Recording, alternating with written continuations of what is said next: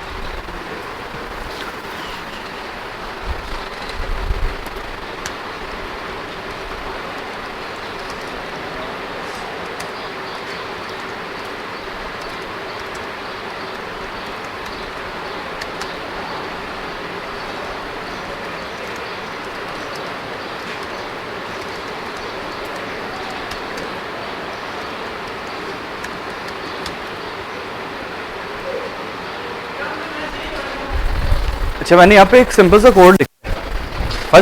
First line क्या लिखी हुई है, क्या चीज है? Exactly simple character data type क्या होती है? उसमें सिर्फ एक कैरेक्टर आता है, ठीक है बात। तो मैंने यहाँ पे क्या बनाया बेसिकली, एरेज बनाई है, 1D एरे जिसको आप बोलते हो कैरेक्टर एरे बना ली। ठीक है, मैक्सिमम कैरेक्टर्स कितने आ सकते हैं? 25। ठीक है, तो मतलब जो आप नेम स्टोर करोगे उसमें मैक्सिमम कैरेक्टर्स कितने आएंगे? 25 आ सकते हैं, 25 आ सकते हैं। ठीक है, तो कैरेक्टर एरे बन गई। सेकंड नंबर पे इंट मार्क्स, कोई मसला है यहाँ तक? इसके बाद जो 4 स्टेटमेंट्स लिखी हुई हैं मैं इनको हाईलाइट कर रहा हूँ। इसका यहाँ पे क्या हो रहा है? आप एग्जैक्टली यूजर से आप यूजर को मैसेज डिस्प्ले कर रहे हो और यूजर से इनपुट ले रहे हो, ऐसे ही हो रहा है ना।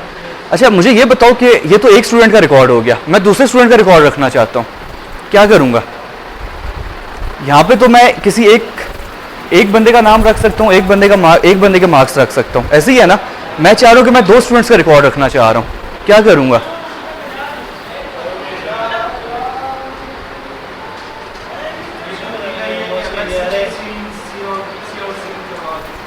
नहीं, मैं 2 के अलग अलग स्टोर करना चाह रहा हूँ।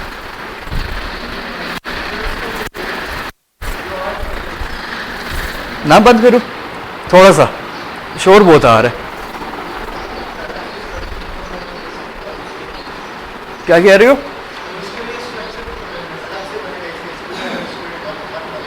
एग्जैक्टली आपको क्या करना पड़ेगा, एक ऑप्शन आपके पास क्या है, 2 वेरिएबल्स आप और बनाओगे, एक का नाम नेम 1 कर दोगे, एक का मार्क्स 1 कर दोगे। स्ट्रक्चर तो पड़े नहीं है ना, उसको छोड़ दो अभी। ठीक है, ऐसी बात है ना। नीचे आप दोबारा मैसेज दोगे, enter name C in name 1, ठीक है, और सी इन करवाओगे मार्क्स 1। समझ रहे हो? अगर आपको कोई बोलते कि 5 स्टूडेंट्स का रिकॉर्ड रखने हैं, फिर 5 दफा ऐसे बनाओगे, ठीक हो बात। और अगर खुदा ना खास्ता बोल दिया जाए कि आप लोगों की क्लास का रिकॉर्ड रखना है, कितने स्टूडेंट्स हो? 10 12 15 तो हो गए। यही बनाते रहोगे, बस वेरिएबल्स ही बनते रहेंगे। ठीक है, सिर्फ 2 केसेस के लिए कितने वेरिएबल्स बन चुकी हैं? 4 वेरिएबल्स, और अभी मैं सिर्फ 2 इंफॉर्मेशन ले रहा हूँ। असूली तौर पर मुझे क्या लेना चाहिए था? नेम, सब्जेक्ट का नाम, total marks, marks obtain, grade, GPA, बहुत सारी चीज़ें हैं। अगर मैं सारे वेरिएबल्स रख लूँ तो फिर क्या होगा? अच्छा खासा आपके पास काम मुश्किल हो जाएगा। ठीक है, तो इस टाइप का कभी सिनेरियो आपके पास आ जाए कि जिसमें वेरिएबल्स खाम का बहुत ज़्यादा बनते जा रहे हो, ठीक है ना। एरेस भी आप नहीं बना सकते। एरेस बना सकते हो? नहीं ना बना सकते। एरेस क्या होते हैं? बेसिकली सेम डाटा टाइप का डाटा स्टोर करते हैं, आपको याद है ना। अब मसला है ये करेक्टर भी है, ये इंटीजर भी है, डिफरेंट डाटा टाइप्स आ रही है ना, तो इनके लिए मैं एरेस तो नहीं बना सकता। एरेस के लिए डाटा टाइप सेम होनी चाहिए। तो ऊपर करेक्टर टाइप है, नीचे इंटीजर टाइप है। ठीक है, तो इस टाइप के सिनेरियोज के लिए हम लोग क्या चीज़ बनाते हैं? स्ट्रक्चर बनाते हैं। स्ट्रक्चर क्या होता है? User defined data type. अब ऐसी डाटा टाइप होगी जिसमें हम लोग क्या रखेंगे? करेक्टर भी रखेंगे और इंटीजर को भी रख सकते हैं, डिफरेंट डाटा टाइप्स को बिल्ट इन कर सकते हैं। ठीक है, प्रॉब्लम समझ आ गई है? मैं स्ट्रक्चर की तरफ वापस आता हूँ कि स्ट्रक्चर आप लोग किस तरह बना सकते हो। स्ट्रक्चर बनाने के लिए आप क्या करोगे? मेन से ऊपर जाओगे। स्ट्रक्चर मेन से नीचे आप लोग डिक्लेयर नहीं करोगे। ठीक है, बात हमेशा मेन से ऊपर बनेगा स्ट्रक्चर। स्ट्रक्चर बनाने के लिए क्या करना पड़ता है? STRUCT, एग्जैक्टली स्ट्रक्चर का शॉर्ट फॉर्म लिखनी पड़ेगी, आगे कोई भी नाम दे दो। सपोज करो मैं स्टूडेंट दे देता हूँ। ठीक है, ये आपके पास जनरल सिंटैक्स हो गया। अगर आप लोगों ने एक स्ट्रक्चर बनाया, यूजर डिफाइंड डाटा टाइप बना दी है। Struct is a keyword, colours का चेंज हो चुका है। ठीक है, आगे आपने कोई भी नाम दे दिया। फॉर एग्जांपल मैंने क्या नाम दिया? स्टूडेंट नाम दिया, ब्रैकेट ओपन करो, क्लोज करो और टर्मिनेटर लगाओ। ठीक है, तो यहाँ तक का जो है ये बाउंड्री बन चुकी है, किसकी? स्ट्रक्चर की बन गई है। ठीक है बात। अब मैं स्ट्रक्चर में क्या क्या चीज़ें रखना चाहता हूँ? एक मैं नेम रखना चाह रहा हूँ और एक मैं मार्क्स रखना चाह रहा हूँ। ठीक है बात, जितना मर्जी जो चीज़ें मर्जी रखना चाहो।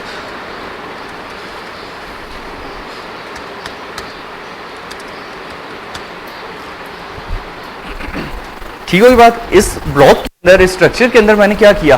करेक्टर टाइप का एक वेरिएबल एरे बनाया जिसका नाम मैंने रख दिया नेम, और मैंने इंटीजर टाइप का एक वेरिएबल बनाया जिसका नाम रख दिया मार्क्स। ठीक है, अब ये मुझे बताओ किस बाउंड्री के अंदर है? इस स्ट्रक्चर के अंदर है ना। मीन्स कि आपके पास ये जो स्ट्रक्चर स्टूडेंट बना हुआ है, इसके अंदर ये 2 चीज़ें आ गई हैं। ठीक है, अगर मैं इसको मेन में एक्सेस करूंगा, एक्सेस होंगे? नहीं होंगे, क्योंकि इनका स्कोप कहाँ तक है? जस्ट इस स्ट्रक्चर के अंदर है। बात समझ रहे हो ना? ये चीज़ कंफर्म ज़हन में रखना। पहले मैंने ये 2 चीज़ें कहाँ पे लिखी थी? मेन में लिखी थी। ठीक है, तो आप कहीं पे भी इसको एक्सेस कर रहे थे। अब मैंने इस 2 चीज़ों को कहाँ पे लिख दिया? इस स्ट्रक्चर के अंदर। ठीक है बात ना। तो ये एक्सेसेबल है सिर्फ यहाँ पे। यहाँ पे आप डायरेक्टली एक्सेस नहीं कर सकते। पहली बात, यहाँ तक बात समझ आ गई। अब मैं आपको बताता हूँ कि आपको कहा जाए कि आपने 3 स्टूडेंट्स या 2 स्टूडेंट्स का रिकॉर्ड रखना है, तो आप कैसे रख सकते हो? ठीक है, वही बात जो हमारा वही प्रॉब्लम था। मुझे बताओ स्ट्रक्चर का नाम क्या है? केस सेंसिटिव है तो सारा कुछ स्मॉल में लिखा हुआ है, आप वैसे ही लिखोगे। ठीक है, मैंने यहाँ पे लिखा स्टूडेंट S1। जैसे आप लोग लिखते हैं ना इंट ABC लिखते हो ना, तो इसमें आपने बेसिकली अपने यूजर डिफाइंड डाटा टाइप का नाम लिखा, आगे कोई भी वेरिएबल का नाम दे दिया। इस वेरिएबल का नाम मैंने अभी क्या दिया? S1 दे दिया, मतलब स्टूडेंट 1 दे दिया। ठीक है, अब यहाँ पे आप देखना,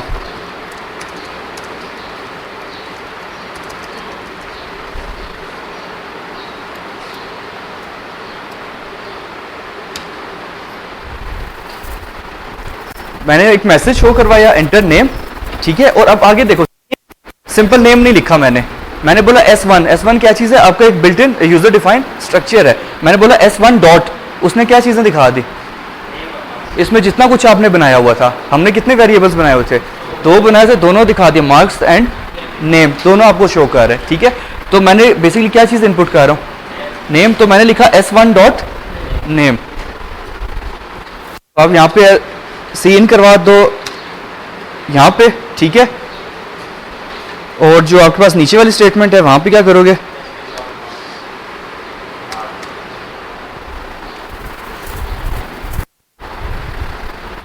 कोई प्रॉब्लम यहां तक? ये आपने इनपुट ले लिया। अब ये बेसिकली इनपुट हुआ कहां पे है? S1। एक S1 वेरिएबल बना है जिसके अंदर फर्दर वेरिएबल्स आपके पास थे। ठीक है, बहुत सारे। तो आपके पास अब जो डाटा स्टोर हुआ है वो किस में हो चुके हैं? S1 में। अगर आपने इसको डिस्प्ले करना है तो कैसे करोगे? सी आउट S1 डॉट नेम, सी आउट S1 डॉट मार्क्स। क्योंकि आपके पास यहाँ पे सिंपल नेम और सिंपल मार्क्स एग्जिस्ट नहीं कर रहे, ठीक है। अब जो हमारा केस था, आपको वो इसी लोकेशन पे आपको कोई बोल देता है कि स्टूडेंट नंबर 2 का रिकॉर्ड डालो, हो सकता है ना, तो आप लोग सिंपल क्या करोगे, स्टूडेंट S1 और कॉमा S2 कर दिया मैंने, ठीक है, 2 स्टूडेंट्स बना लिए। और यहां पे नीचे क्या करूंगा, अगर मैसेज शो करवाना है तो ठीक, S1 की जगह S2,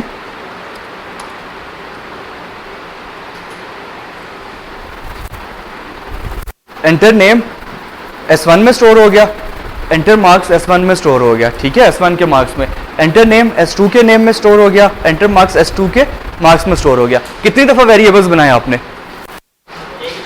एक ही दफा बनाया, ऊपर वेरिएबल्स एक दफा डिफाइन हुए। अगर आप गौर करो ये चीज, आपको ये बार बार नहीं बनाना पड़ा, फायदा समझ आ रहा है, आपने 2 वेरिएबल्स डिक्लेयर कर दिए और उसको किस में मर्ज किया आपने, उसको एक स्ट्रक्चर में आप लोगों ने डाल दिया, ठीक है। अब आप क्या करो, इस स्ट्रक्चर के जितने मर्जी वेरिएबल्स बनाते जाओ, जितने मर्जी वेरिएबल्स बनाओ, उनको आप क्या कर सकते हो, वैल्यूज असाइन कर सकते हो और उनको डिस्प्ले करवा सकते हो।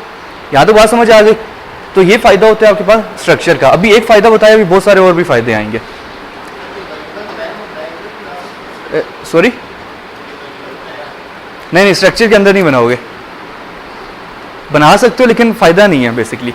देखो, अगर आपसे कोई पूछे कि स्टूडेंट टाइप का वेरिएबल क्या है, तो आप क्या बता सकते हो इस केस में। जैसे आपसे कोई पूछता है इंटीजर टाइप का वेरिएबल क्या करता है, तो आप बता सकते हो ना, इंटीजर वैल्यू स्टोर करता है। इस केस में अगर आपसे कोई ये क्वेश्चन करे कि अगर आपसे कोई ये क्वेश्चन करे कि आपके पास जो है स्टूडेंट टाइप का वेरिएबल है, किस टाइप का वेरिएबल है, स्टूडेंट टाइप का, तो मुझे ये बताओ कि ये किस टाइप का डाटा स्टोर करता है।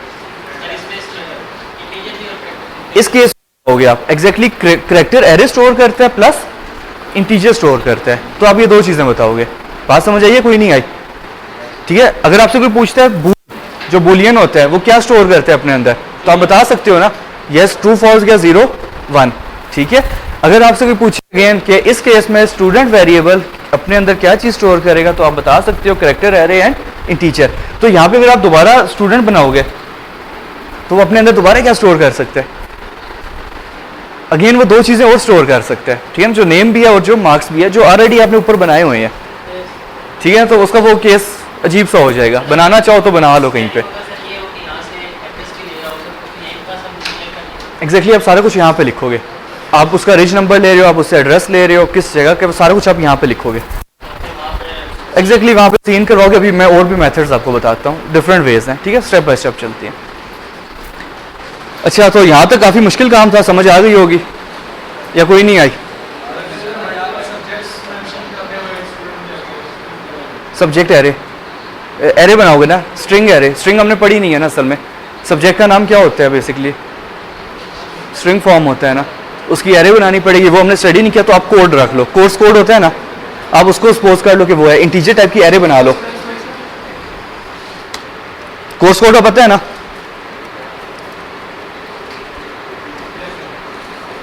छह एलोकेट होते हैं ना, आप इंट टाइप का एरे बना लो जिसका हम कोर्स कोड दे दो। 101 पीएफ के लिए 10 एग्जांपल दे रहा हूँ, 101 जब स्टोर होगा तो पीएफ इनरोल हुआ हुआ है, 102 जब स्टोर होगा तो उसमें डीएस स्टोर हुआ हुआ है, ठीक है ना, कुछ भी आप कर लो। फिलहाल क्योंकि अपने वो एक डाटा टाइप होती है स्ट्रिंग, वो बड़ी नहीं है, तो आप ये चीज़ कर सकते हो।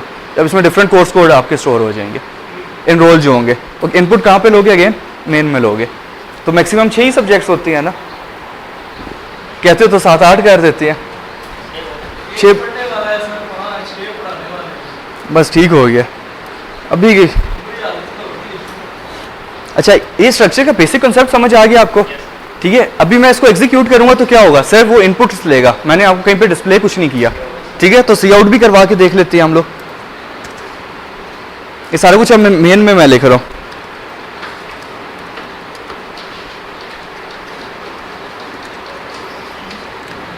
S1 डॉट नेम, ठीक होगी बात।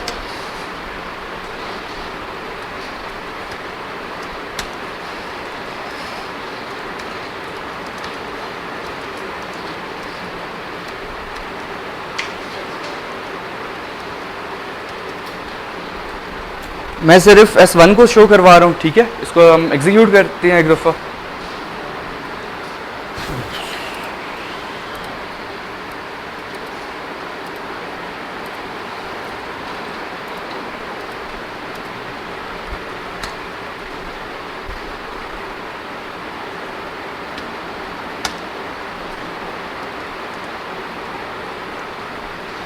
ठीक हुई बात।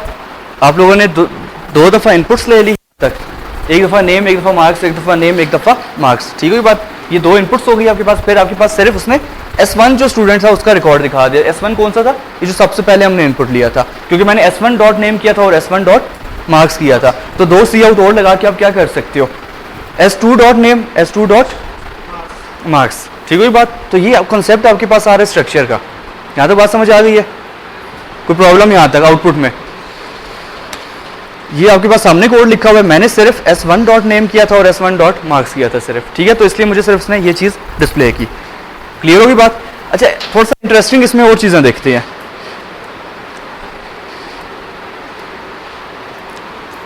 फंक्शंस का पता है? मैं इस स्ट्रक्चर के अंदर फंक्शन बनाने लगा। क्या करने लगा आप? इस स्ट्रक्चर के अंदर फंक्शन बनाने लगा। अब ये भी काम कर सकते हो। Structure is a user defined data type, जिसमें आप different built in data types को स्टोर कर सकते हो, इंक्लूड कर सकते हो। ठीक है, एक और स्टेटमेंट मैंने ऐड कर दी। इस स्ट्रक्चर के अंदर आप क्या कर सकते हो, फंक्शंस भी बना सकते हो। तो मैं ऐसा करता हूँ कि इनपुट का भी फंक्शन इसमें बना देता हूँ और डिस्प्ले का फंक्शन भी इसमें बना देता हूँ। ठीक है बात। फॉर एग्जाम्पल,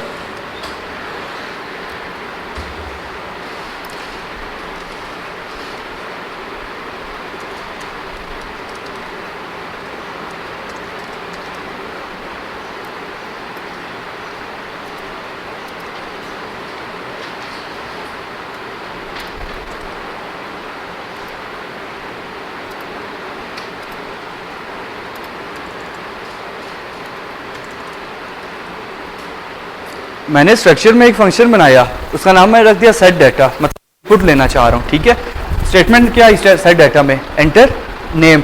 और कहाँ पे सीन हो गया? नेम में, ये नेम ऊपर ही बना हुआ है, यहाँ पे है। ठीक है, इस नेम में स्टोर हो गया। सी आउट किया, एंटर मार्क्स।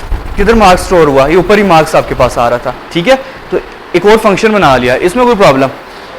सिंपल फंक्शन है ना, इसमें तो मेरा नहीं ख्याल कोई प्रॉब्लम होना चाहिए। एक और फंक्शन बनाते हैं, कौन सा?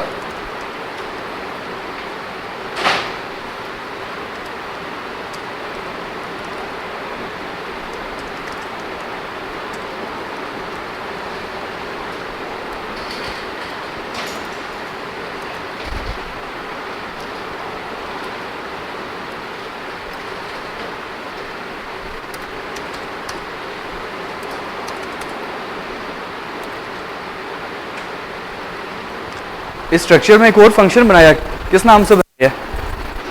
शो डाटा, जो कि आप बेसिकली कर रहे हैं नेम और मार्क्स को डिस्प्ले कर रहे हैं। यहाँ पे S1 नहीं लिखना क्योंकि ऊपर आपने S1 बनाया हुआ ही नहीं है। ठीक है ना, डायरेक्टली वेरिएबल्स है। अब मुझे बताओ स्ट्रक्चर में क्या क्या चीज़ें हैं। अगर आपसे कोई पूछता है स्टूडेंट टाइप का जो वेरिएबल है, इसमें आपके पास क्या क्या चीज़ें हैं? कैरेक्टर एरे, इंटीजर टाइप का वेरिएबल, दो फंक्शन, एक का नाम सेट डाटा और एक का नाम शो डाटा। दोनों पैरामीटर 0 लेते हैं और इनकी रिटर्न टाइप वॉइड है। ठीक हुई बात। तो अब आपके पास जो यूजर डिफाइंड डाटा टाइप बनी है, उसमें कितनी फंक्शनैलिटीज हो गई हैं? बहुत सारी हो गई हैं। वो वेरिएबल्स भी स्टोर कर रहा है, उनको डिस्प्ले भी कर रहा है, उनको इनपुट भी वहीं पे ले रहा है। बात समझ आ गई यहाँ तक? तो ये आपके पास स्ट्रक्चर कंप्लीट हुआ। मेन में आओ जरा। मेन में हम पहले क्या करते थे? ऑब्जेक्ट वेरिएबल क्रिएट करते थे, जैसे S1 क्रिएट हुआ। ठीक हुई बात। और हम क्या करते थे? Enter name S1 dot name, ऐसे ही करते थे ना। और फिर हम क्या करते थे? S1 डॉट मार्क्स, यही हो रहा था। अब आप लोग क्या करोगे? यस बिल्कुल, S1 डॉट, सबसे पहले कौन सा फंक्शन कॉल होगा? Set data. मैं इनपुट लेना चाह रहा हूं। अभी बेसिकली मैं सेट डाटा किस लिए कॉल कर रहा हूं? S1 के लिहाज से। ठीक है ना, ये बात समझना। Student S1 dot set data जब मैंने किया तो क्या होगा? S1 के लिहाज से सेट डाटा फंक्शन कॉल होगा, जिसमें वो क्या चीज़ इनपुट लेगा आपसे? दो चीज़ें, नेम और मार्क्स। और वो कहाँ पे स्टोर हो जाएंगे? S1 के नेम में और S1 के मार्क्स के अंदर स्टोर हो जाएंगे। ठीक है, डिस्प्ले करना चाहो तो कैसे करोगे? S1 डॉट, यस बिल्कुल, शो डाटा। अब देखो कोड आपके पास और रीडेबिलिटी अच्छी होती जा रही है आहिस्ता आहिस्ता कोड की। पहले हम यहाँ पे मैसेज शो करवाते थे, ये सारा कुछ। ठीक है, यहीं पे आप सपोज करो आपके पास एक और स्टूडेंट आ गया S2, तो सिंपल क्या करोगे आप?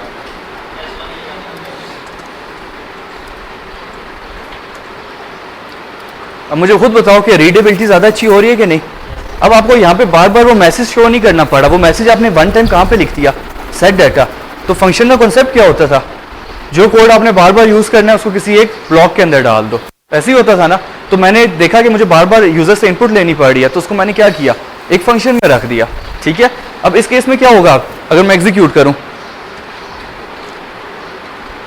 आपसे इनपुट लेगा, फर्स्ट इनपुट मार्क्स लेगा, ठीक है, साथ ही डिस्प्ले कर देगा क्योंकि मैंने डिस्प्ले का फंक्शन साथ ही कॉल किया हुआ है। ठीक है, नेक्स्ट इनपुट आपसे लेगा और साथ ही आपको डिस्प्ले कर देगा। बात समझ रहे हो कोई नहीं?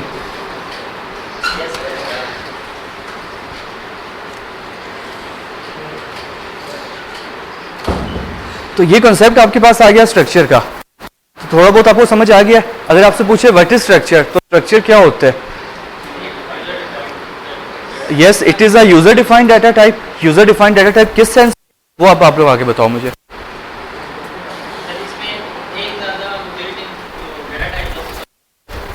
एग्जैक्ट आपको सिनेरियो सामने है, एक स्टूडेंट है, स्टूडेंट के लिए हमें क्या क्या चीज़ें रिक्वायर्ड होती हैं? नेम, एग्जैक्टली नेम चाहिए होता है, एड्रेस चाहिए होता है, अगर CNIC नंबर है वो चाहिए होता है, फ़ोन नंबर चाहिए होता है, उसके मार्क्स चाहिए, अटेंडेंस रिकॉर्ड चाहिए, बहुत कुछ चाहिए ना। तो अब मसला ये कि इस टाइप के लिए आप लोग क्या करते हो, स्ट्रक्चर बना देते हो। स्ट्रक्चर में क्या स्टोर कर देते हो, ये सारी फील्ड्स बना देते हो और दो फंक्शंस बना लो, set data and show data. इसके अलावा भी और फंक्शंस आप लोग बना सकते हो। तो अगेन मुझे बताओ structure, user defined data type है। आगे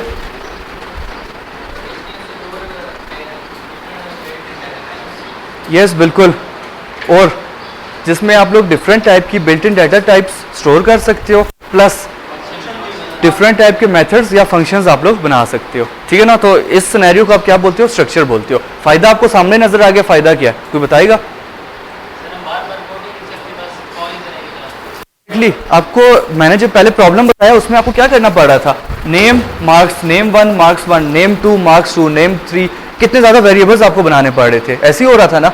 ठीक है, तो इस केस में क्या हुआ, सिर्फ स्टूडेंट की हम वेरिएबल्स बनाएंगे और उनके अंदर हम वैल्यूज़ को एक्सेस करना शुरू कर देंगे। ठीक है, तो ये स्ट्रक्चर का आपके पास फ़ायदा हो जाता है। यहाँ तक कोई प्रॉब्लम? तो ये स्ट्रक्चर का कॉन्सेप्ट है। ठीक है, इसके अलावा कौन से स्ट्रक्चर्स बन सकते हैं, कोई बताना चाहोगे?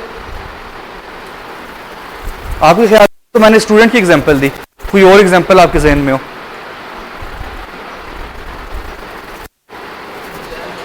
क्या चीज?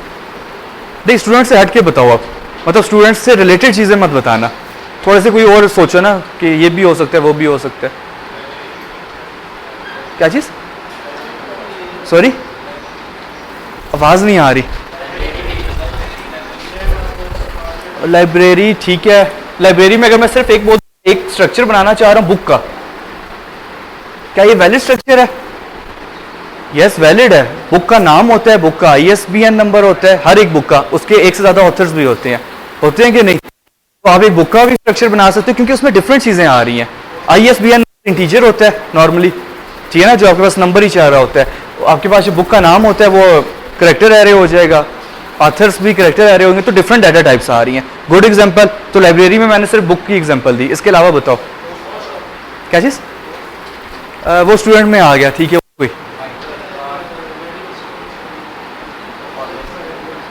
फार्मेसी में क्या लेके आना चाह रहे हो? अगर आपको याद हो तो पेपर में क्वेश्चन आया था, याद है? उसमें आइटम मेन्यू थे, आइटम मेन्यू क्या हो गया, करेक्टर एरे हो गया, उसकी क्वांटिटी क्या हो गई, उसकी प्राइस क्या हो गई, फ्लोट हो गई। ठीक है ना, तो अगर आप इस टाइप को भी कुछ बनाना चाहो तो वो भी इसमें लेके आ सकते हो। ठीक है, और कोई एग्जांपल? मुश्किल एग्जांपल भी पता होनी चाहिए।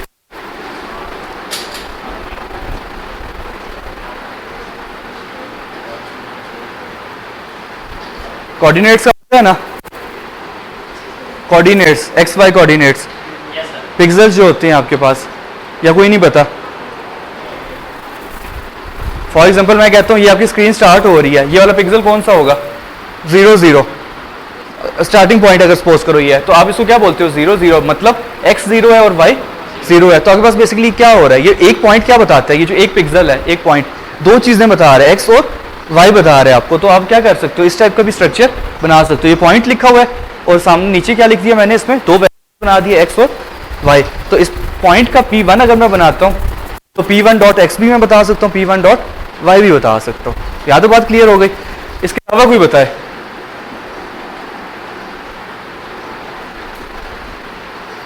डिस्टेंस की बात करूं, ठीक है, डिस्टेंस में आप क्या बता सकते हो? मैं अगर उसमें बात करूं,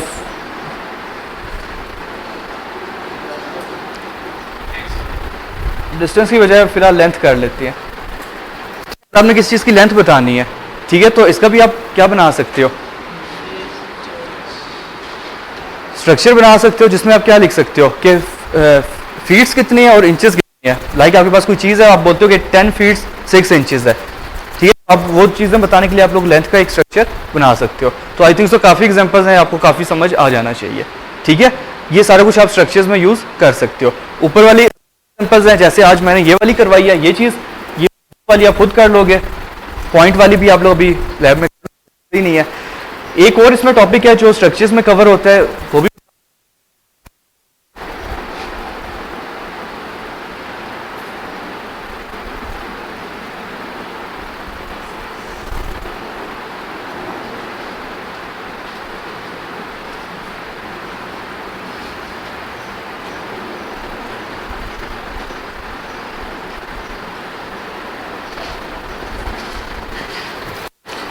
3 नाम लिखे हैं, इसके अलावा बहुत सारे इसको और भी बुलाते हैं, मतलब डिफरेंट बुक्स में डिफरेंट नाम दिए जाते हैं, ठीक है। एक्सेस मॉडिफायर, स्पेसिफायर या विजिबिलिटी, ठीक है ना, ये तीनों आपस में एक्सचेंजेबल यूज हो रहे होते हैं। क्लियर होगी बात? दोबारा बता रहा हूँ कौन कौन सी चीज़ें बता रहा हूँ, access modifiers, access specifiers and visibility. ये तीनों चीज़ें एक है। मैं कहीं पे अगर विजिबिलिटी बोल दूँ तो आपको पता होना चाहिए, कहीं पे अगर आपसे कोई सेम चीज़ होती है, आपको वो बताने लगा क्या होती है।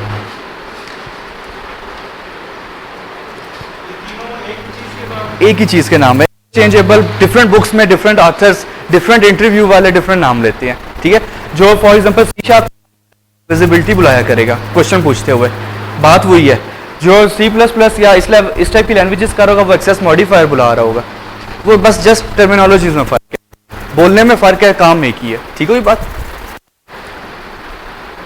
अच्छा, मैं इसको नाम लेता हूँ विजिबिलिटी, शुरू करता हूँ, ठीक है, क्योंकि वो थोड़ा सा इजी लगता है आपको। Visibility, visibility of a variable या विजिबिलिटी ऑफ अ फंक्शन, क्या क्या मतलब है?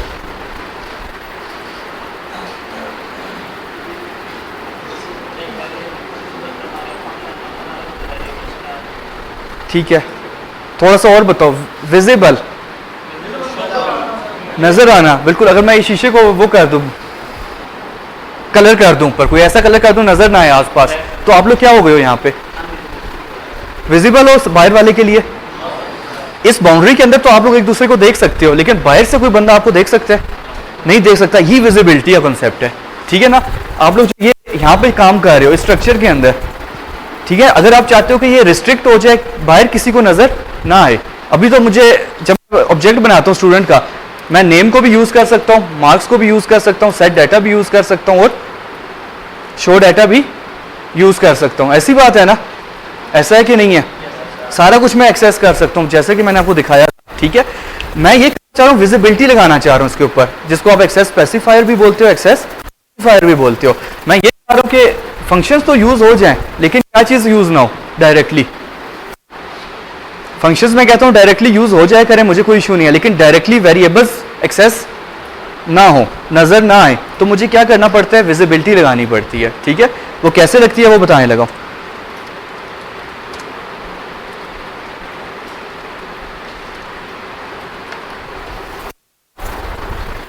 यहां पे मैंने लिख दिया प्राइवेट, ठीक है, और कॉलन दे दिया। इसके बाद मैं जितनी चीजें लिखूंगा वो क्या बनती जाएंगी? सारी चीजें प्राइवेट बनेंगी। प्राइवेट का क्या मतलब होगा? नाम से जाहिर हो रहा है, विद इन दिस बाउंड्री तो आप नजर आएगी वो चीज, लेकिन outside this boundary not accessible, access नहीं हो सकेगी, ठीक। अब मसला ये था कि मैंने फंक्शंस को क्या बनाना था? विजिबल करना था बाकियों के लिए। तो मैंने क्या किया? प्राइवेट, ये दो चीजें प्राइवेट में लिखी, साथ ही क्या शुरू कर दिया? पब्लिक।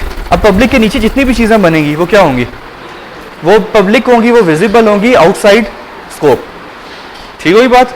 तो अब आप इसको चेक करो कि इसका मतलब क्या है। सिर्फ एक मिनट, ये आपने यहाँ पे S1 किया था, S1 डॉट फॉर एग्जाम्पल मैंने नेम किया, मार्क्स किया इक्वल्स टू 101। सामने देखो, पहले तो हमें वो एक्सेस करने दे रहा था, इसमें वैल्यूज असाइन करने दे रहा था, लेकिन मैंने जब प्राइवेट इसको किया तो S1 डॉट मार्क्स नीचे रेड लाइन आ गई। क्यों आई? क्योंकि यस, उसकी विजिबिलिटी हमने क्या की हुई थी, प्राइवेट की हुई थी, तो private outside the scope use नहीं होता। ये देखो S1 कहाँ पे बनाया आपने, इस मेन के अंदर, तो आपके पास जो मेन है वो कौन सा है, क्या स्ट्रक्चर के अंदर बना हुआ है, नहीं, स्ट्रक्चर एक अलग स्कोप है, ठीक है। स्ट्रक्चर के स्कोप से हट के आपने S1 बनाया और S1 डॉट मार्क्स किया तो आपको वैल्यू असाइन करने नहीं दी, बात समझ गए हो। लेकिन जबकि जो सेट डाटा है ये भी कॉल हो रहा है, शो डाटा ये भी कॉल हो रहा है, बात समझ रहे हो। तो एक्सेस मॉडिफायर्स, एक्सेस स्पेसिफायर्स या विजिबिलिटीज, कितने टाइप्स की स्टडी कर लिया आपने, 2 टाइप्स की, कौन कौन सी, exactly, public and private. Public चीज करने का क्या मतलब होता है, एग्जैक्टली वो विजिबल टू एवरीवन, ठीक है बात ना, आउटसाइड द स्कोप भी आप यूज कर सकते हो। और अगर मैं बात करूं प्राइवेट की तो उसमें exactly with in the scope, yes, with in the scope आप एक्सेस कर सकते हो, आउटसाइड द स्कोप आप उसको एक्सेस नहीं कर सकते, ठीक है बात। आहिस्ता आहिस्ता आपको फायदे भी पता चल जाएंगे इसके क्या होते हैं, फिलहाल मतलब इतना ही आपको आइडिया होना चाहिए, ठीक है। तो स्ट्रक्चर के केस में हमने क्या क्या चीजें स्टडी कर ली, हाउ टू क्रिएट स्ट्रक्चर, क्या वो तो बस हो गया, बहुत दफा पूछ लिया, ठीक है। स्ट्रक्चर आपको अब पता चल गया, आपने स्ट्रक्ट का कीवर्ड लिखना है, कोई भी आगे नाम दे देना है, इसमें आप जो मर्जी वेरिएबल्स बनाना चाहो, फंक्शंस बनाना चाहो वो बना सकते हो, ब्रैकेट क्लोज करोगे और सेमी कॉलन लाजमी लगाओगे, ये जो यहाँ पे लगा हुआ है ये चीज आपने लाजमी लगानी है, ठीक हुई बात। स्ट्रक्चर आप इस तरह बना सकते हो। फिर नेक्स्ट आप काम करोगे, स्ट्रक्चर तो बन गया आपके पास, एग्जैक्टली स्ट्रक्चर में डाटा टाइप्स वगैरह वो भी बन गई। 2 चीजें और हमने स्टडी की, कौन सी, प्राइवेट एंड पब्लिक। विजिबिलिटी भी बोलते हो, एक्सेस मॉडिफायर भी बोलते हो, एक्सेस स्पेसिफायर भी, इन तीनों चीजों को आपने ज़हन में रखना है क्योंकि क्वेश्चन करते हुए कोई कुछ भी पूछ सकता है, ठीक है ना, तो आपको तीनों चीजें पता होनी चाहिए। तो पब्लिक और प्राइवेट हमने स्टडी किया, यहाँ तो बात क्लियर हो गई। और इस स्ट्रक्चर को, इस यूजर डिफाइंड डाटा टाइप को आप यूज कैसे करते हो, ये सामने लिखा हुआ है, स्ट्रक्चर का नाम देते हो और वही जैसे आप वेरिएबल्स के नाम देते थे, वेरिएबल्स के नाम देके बाकी सारा कुछ आप कर सकते हो, ठीक हुई बात, यहाँ तो बात क्लियर है। अच्छा, यहाँ पे मैं 1-2 चीजें चेंज करने लगा हूँ। अभी तक मैं इसको क्या बोल रहा था बार बार, नहीं, S1 को क्या बोल रहा था, वेरिएबल बोल रहा था, ठीक है। जब भी यूजर डिफाइंड डाटा टाइप आप क्रिएट करते हो तो आप वेरिएबल का कीवर्ड यूज नहीं करते, ठीक है। आप इसको क्या बोला करोगे, अब मैंने ऑब्जेक्ट क्रिएट किया, थोड़ा सा टर्मिनोलॉजी इसकी तरफ भी आते हैं, ठीक है। मैंने स्टूडेंट स्ट्रक्चर का ऑब्जेक्ट क्रिएट किया, सिर्फ टर्मिनोलॉजी में फर्क है, बात समझ रहे हो। स्टूडेंट स्ट्रक्चर का मैंने ऑब्जेक्ट क्रिएट किया S1, S2, S3, S4। अभी तक मैं वेरिएबल सिर्फ इसलिए बोल रहा था कि आप लोग अंडरस्टैंड कर लो, ठीक है बात ना। तो बेसिकली इसको आप वेरिएबल्स अब नहीं बोला करोगे, आप S1 को बोलोगे ये बेसिकली ऑब्जेक्ट है, और किस चीज़ का ऑब्जेक्ट है, स्टूडेंट का, बात समझ आ गई। तो ये आपके पास कॉन्सेप्ट आ गया ऑब्जेक्ट का, कोई प्रॉब्लम यहाँ तक, ठीक है। तो ये स्ट्रक्चर आपके पास हो गया, बाकी आपको आइडिया ज़्यादा हो चुके हैं। लाइट जाने का मतलब ये है कि क्लास का टाइम ओवर हो गया, तो लैब, तो मैं लेक्चर यहीं पे रोकते हैं। स्ट्रक्चर तकरीबन मैंने कंप्लीट करवा दिया, इसमें एक कॉन्सेप्ट है वो अगर टाइम मिला कभी तो बता दूंगा, अदरवाइज ज़रूरत नहीं है, कंफ्यूज हो जाओगे अभी सारा। और वो जो आपका है ना लैब टास्क जो है ना, sorry, project and viva task, वो सारे आप समझ लो कि अगर आप वो सही कर लोगे तो पेपर आपका ऑटोमेटिकली अटेम्प्ट हो गया। वो बता दिए, शुरू में ही बताया नहीं है वाइवा का, नहीं मैंने अभी बताया आज ही क्लास में। मैंने ये कहा था कि वो एक असाइनमेंट दी है ना, वही आपका प्रोजेक्ट है, उसी में से वाइवा होगा नेक्स्ट इस दिन वाली में, मंडे को नहीं, आज वाली जो होती है, ठीक है। क्लास सिस्टम्स ऑन करो।